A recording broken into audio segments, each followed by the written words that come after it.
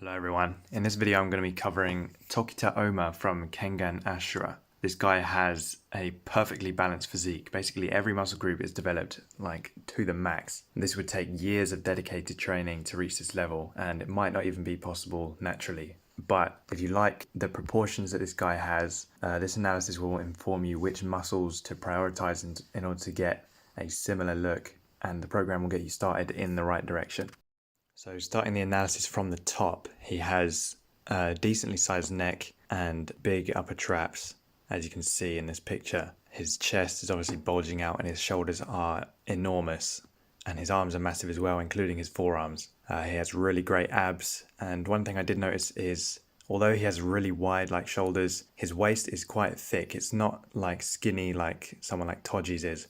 He has a really strong thick waist. So we're not going to worry that much about getting a tiny little waist and being super low body fat. And this also means if you have genetically a wider waist, then you can still achieve these kind of proportions and not have to worry about having like a super tiny waist. And his back isn't like too wide. It's mostly like his chest, shoulders, arms that are the main focus of his physique. His back is not that amazing. You can see he has big quads.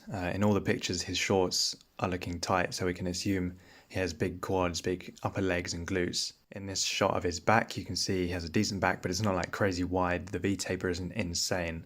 He has really great rear delt development, and you can see that in this next picture as well. His shoulders are just like 3D, really massive. The traps, the boulder shoulders, all like connected together, making his upper back look huge. You can also see he has good calf development in this picture, and the next picture as well. You can see that right calf is just bulging. So for once, we're actually going to train calves in this program. And in this last picture, you can see again his shorts are quite tight, so he clearly has some decent upper legs. He has some glutes as well. I think squats should be enough to build the glutes, but if you struggle with that, then you can add in some hip thrusts or Bulgarian split squats as well. That should be enough to cover your glute development. But just to recap, the most important muscles are going to be the traps and neck. He has a massive bulging chest, so we're going to be training that a lot. 3D shoulders, he has big arms, solid abs with a reasonably thick waist, good quads and big calves as well. Glutes and hamstrings are less important. Back is not as important for this physique. Still going to train them, but these other muscle groups take priority. So I've made a 5-day-a-week program because this is quite an advanced physique and you're going to need to train at least like 4 or 5 days a week in order to hit every muscle group adequately. Starting on Monday, we have 3 sets of 10 with squats, and that will develop the quads and glutes.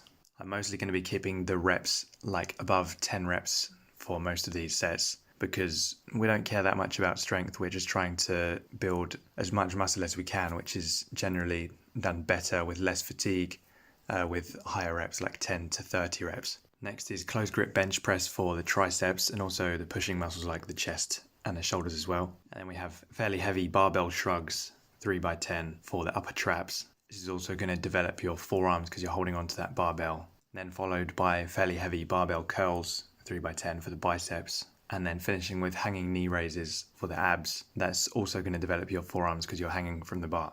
On Tuesday, starting with bench press 3x8. This is the heavier bench press in the week. This is mainly for the chest, but obviously it's going to develop the shoulders and the triceps as well. And then the only row for the week, 3x10 barbell row, because the back is not super important for this physique. But we don't want to neglect it. We don't want to get muscle imbalances between the back and the front side of the body by doing too much pushing and not enough pulling. And this barbell row is going to grow the lats and the upper back. Then lateral raises for the side deltoids to give that 3D boulder shoulder look. And then single leg calf raises to failure for 3 sets.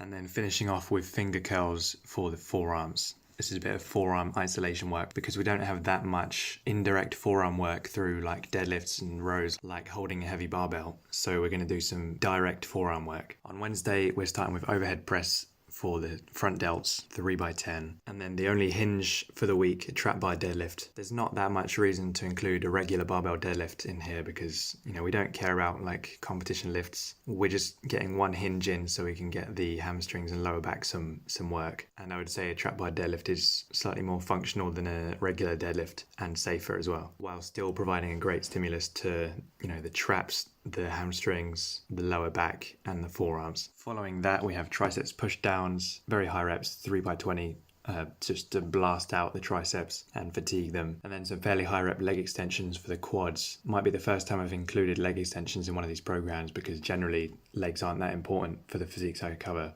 but Tokita definitely has some good quads, so we don't want to neglect them. And then finishing with bent over lateral raises for the rear delts. Thursday is a rest day, and then on Friday we come back in with some heavy squats, again for the quads and glutes and lower back. Plus, doing heavy squats really boosts your testosterone, so that's going to help you grow all the other muscles in the body as well by that indirect hormonal effect of squatting. And then seated dumbbell overhead press for the front delts again, and then dumbbell shrugs, slightly higher reps than the barbell shrugs, 3x15, and really focusing on squeezing at the top. So this is going to grow your upper traps and also your forearms, because you're holding onto those heavy dumbbells. And then some high rep dumbbell curls to really fatigue the biceps. And then finishing off with overhead triceps extensions. You can do this with a barbell or an easy bar or dumbbells, or you could do it holding a cable and pressing above your head like that. And this is to hit the long head of the tricep. So we have close grip bench press on Monday for the triceps. That's like the pressing tricep movement. Triceps push down on Wednesday for the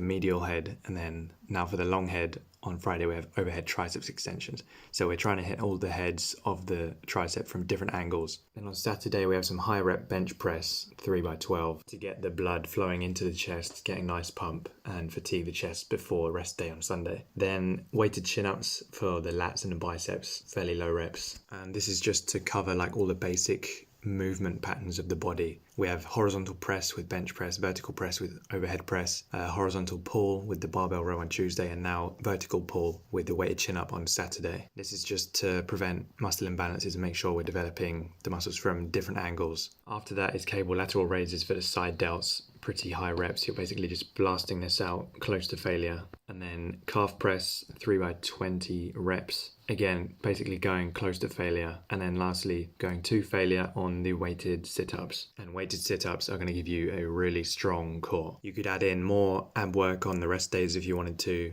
If there's anything else you wanted to add in, like more hamstring work, more direct forearm work, you could also add that in. Also, I'd recommend, going for walks every day just to keep your cardio at a reasonable level.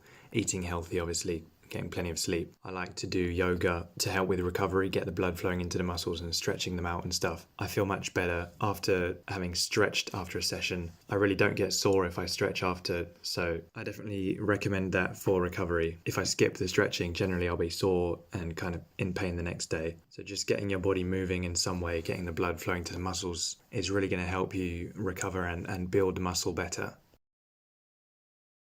If you've seen my video on Toji's physique and you're interested in the complete guide to achieving Toji Fushigaro's physique, including a physique analysis and weightlifting or calisthenics training programs tailored to suit your needs and efficiently maximize muscle growth, check out the link at the top of the description.